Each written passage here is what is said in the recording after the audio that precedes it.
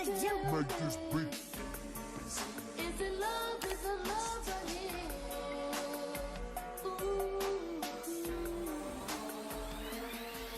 Okay guys, welcome back to my channel. It's been so long. This is my second time recording this video, if I'm being quite honest, because I couldn't hear sound on the first time, so I'm slightly disappointed right now. I was super busy all summer. I was taking, well, in total I took 4 classes and I worked 2 jobs. So in summary, I did not have a life. So sorry, I did not have a life. But I'm back. As you can see from the title of this video, this is a college freshman advice video. I've done one of these before, but it was more geared towards being black at the PWI college freshman advice. This is just general tips. So if you haven't seen that one, quick plug, go check it out. You know, it was about a year ago, but it's still relevant, it's still good, and it's still relevant.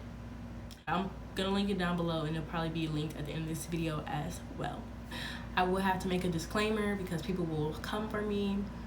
Gotta make a disclaimer, take everything with a grain of salt. My favorite phrase probably throughout this video is gonna be salt, okay? Because this is just from my personal experience. Everybody's experiences are different. I go to the University of Texas at Austin, so hook 'em, and this may not be the exact same for you, but it's okay because they're just tips. This is just I'm just trying to help, you know. My first tip is going to be to always go to class. So we always hear this, and you may be like, of course I'm going to go to class, because you're used to always going to class in high school, but it could be tempting sometimes to slip into the dark hole of class skipping. 1, you're paying all this money for these classes, so you might as well go. 2, oftentimes teachers will factor your attendance into your grade, and literally it could be the difference between your A and your B at the end of the semester. You'll be like, dang, if I would've went to 2 more classes, could have had that A or that B. My next tip is to not study in your room. So like I said, salt. Because some people can study in their room and they could be like, great. If you're like me, personally, I can't do it. If I know that bed is right there, I might be like, hey, I'm gonna read this chapter and then I'm gonna take a nap, and then I may never wake up from that nap. If you can't do that, you should find somewhere else to study. It doesn't even have to be like the same places that everybody else studies on campus, like the library. It could be anywhere else. Also, if you find friends from those classes that you want to study for, and you study with them, then y'all have places to study as well, and you'll have incentive not to stay in your room by yourself and study. It's a trap. Next, take notes smartly. So when I say that, most of the time teachers will go off of PowerPoint. 9 times out of 10, they're gonna upload it after class, and you're gonna have that whole PowerPoint. Do you need to copy it word for word? No. It's like a good and a bad side, and incite you to be like, hey, I'm not even gonna do notes because I'm gonna have it after class. But are you going to look at it after class? No, you're not. I mean, maybe you will, but I feel like it's still good to take notes because it'll keep you engaged. Because I know if I'm just sitting there, I'm gonna daydream. So next, get to know your professors. You could be really outgoing, and some people are super outgoing. They like to go and be all up in their professor face and be, you know, but that's just not my personality. I'm a little less outgoing, so I don't really like kissing up to people and all that good stuff. But hey, I'm not knocking it. Just saying, I can't do all of that. The way I get to know my professors, or I try to, I just go to their office hours. Okay, so you don't want to go up to them and be like, hey, my name is such and such. If you just want to casually slide in there, if you go to their office hours and you're just kind of present, I promise you, they will notice you. Next, advisors. So some people get an advisor sent from heaven, and they're just an angel, and they want you to succeed as if you're their own child, and that is a blessing. And then some people are like me, and they get stuck with people that may or may not even come to work, and that is fine. It's kind of scary when I thought about it, because I was like, nobody else is checking for like your well-being academically except you and your advisor. If your advisor is not on top of their game, and you're not like even like checking them on their game, nobody is checking you. Let's say you're trying to graduate in 4 years. It doesn't matter how long it takes you to graduate, but let's say that is your goal. Whatever your goal is, you could literally be there for forever because you didn't know you were not taking enough classes each semester, or whatever the case may be. I have been on top of my own classes because nobody has thoroughly helped me, to be honest. And if it wasn't for myself, I don't know when I would graduate. Like, I don't know if I would, personally. Just like, nobody's gonna tell me like, hey, you gotta take this. Okay, and it's fine, and nobody tells you whatever. But the thing is, they lead you to believe that they are telling you things, everything you need to know, and they're not. So make sure you're looking at your own degree audit. If you don't know what that is, that's where you can look at all the classes you need left to complete your degree plan and graduate. The worst feeling is, oh, I didn't have to take this class. Oh, I didn't have to do this. Oh, I should have did this. And you didn't know because you didn't look, because you were dependent on somebody to do their job. And unfortunately, we can't always do that. So accountability is important for your own academic success. Cool. Next, some people have to work throughout their whole college experience. That's fine, totally understandable. You gotta do what you gotta do. I would say if you don't have to work, don't work your first semester at least, because when you're transitioning from high school, it's gonna be very different whether you know it or not. So you wanna make sure you can handle like your workload, and you wanna make sure like it's not too much. Rather than coming in with the job and the new like adjustment period, it'll just be really stressful. I know if I would have worked my first semester, I probably would have died. So, you know, that's just my tip. Next, roommates. I'm gonna keep this one brief. Roommates can literally be a hit or a miss. A good amount of times it'll be fine, roommate, whatever. A lot of people like to room with their friends that they already known a lot of times.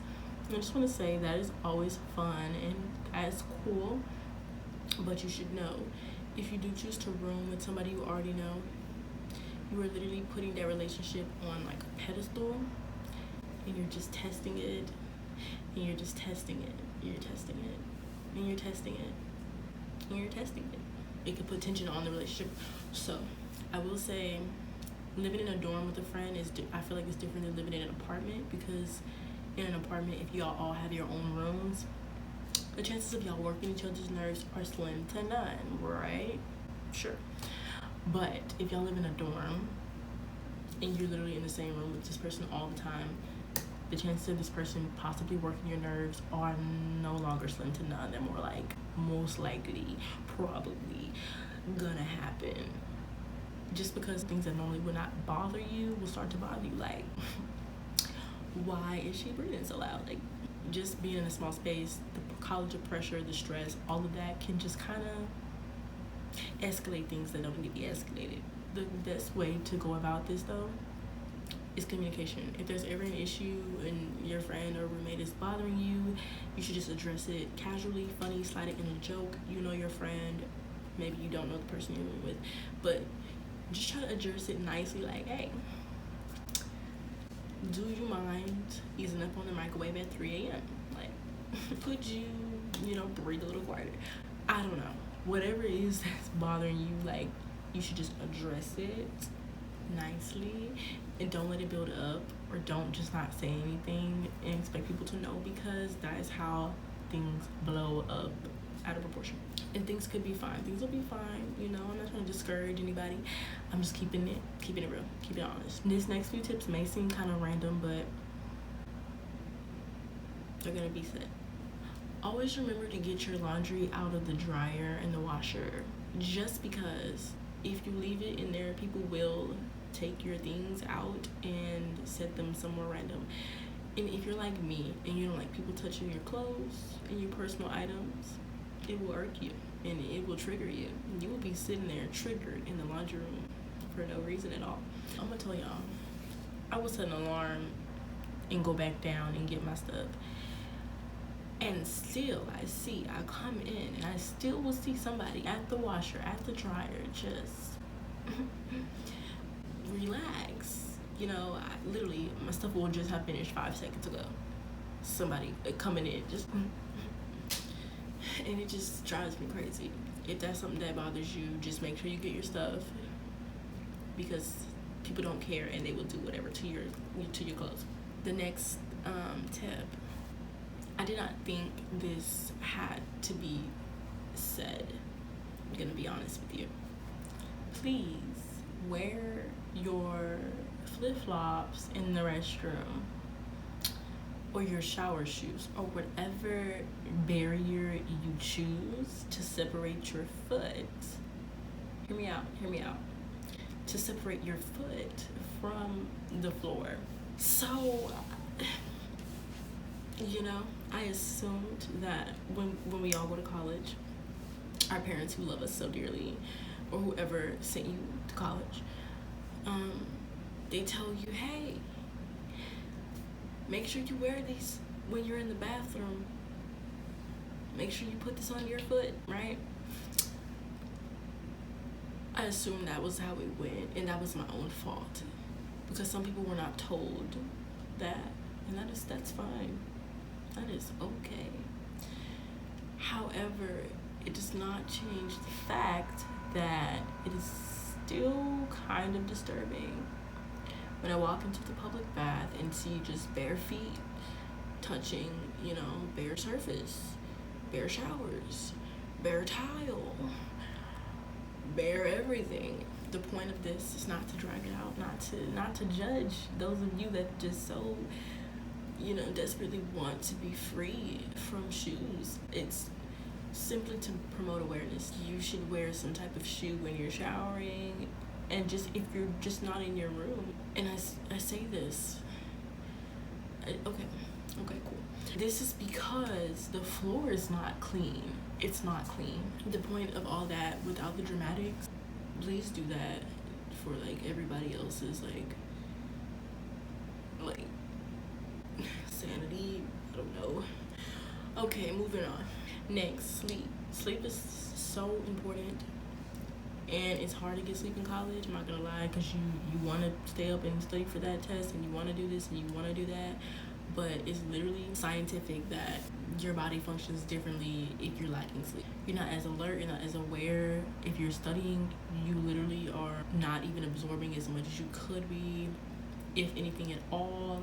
Like me and my friends, we know we've been awake too long when we've been looking at something that we already knew, and we're looking at it and we're now confused. There are times when it's better to go to sleep than to continue studying. Freshman year, I was sad and get no sleep, and then sophomore year, I started getting a little bit of rest, and I was like, wow, I'm so productive, I'm so awake, I'm so alive. The next topic, I feel like it's not talked about that much. It's kind of skipped over, but college loneliness. I feel like people think, you know, they're true test people that come to college, they're like super social, and there's like the loner outcast person, whatever. And then they're like, oh, this person either has a lot of friends and they're just always happy all the time, or this person either has no friends and they're lonely and they want to go home. But I just want to say, college loneliness is a spectrum. Mostly everybody, because that one person gonna come and be like, I'm never lonely. Like, everybody except that 2% has experienced loneliness at some point in college, and it's not even like about not having friends, because you can have a lot of friends and still be like lonely. It's more so like, oh, maybe you have homesickness and you want to go home, or you're not feeling it, or you're not doing good in classes, and you're just like, should I be here? Don't want to be here. Like, and you're just questioning everything. That doesn't mean give up. It'll be okay. You know, this is also the time where you take self-care. You don't want to burn yourself out or overdo it, and sometimes you can, and that'll make you also just kind of like done. Take time to hang out with your friends, do stuff you like. Saying, oh, I've been studying for 5 hours, I'm going to stop and eat a meal, like treat myself. That is not self-care, because me and my friends do that. It's not self-care. It's very toxic behavior, actually. But like that is like a necessity. Like, do you want to live? Actual things, like fun things with your friends, movie, small party, whatever. Moderation is key. Okay, so those are all my tips for now. Hopefully you guys enjoyed this video. Don't forget to thumbs up. Don't forget to like this video, comment, subscribe, all of that stuff. Please do. This is LanaPrimeTime, and we'll see you later. I'ma give you what you're craving.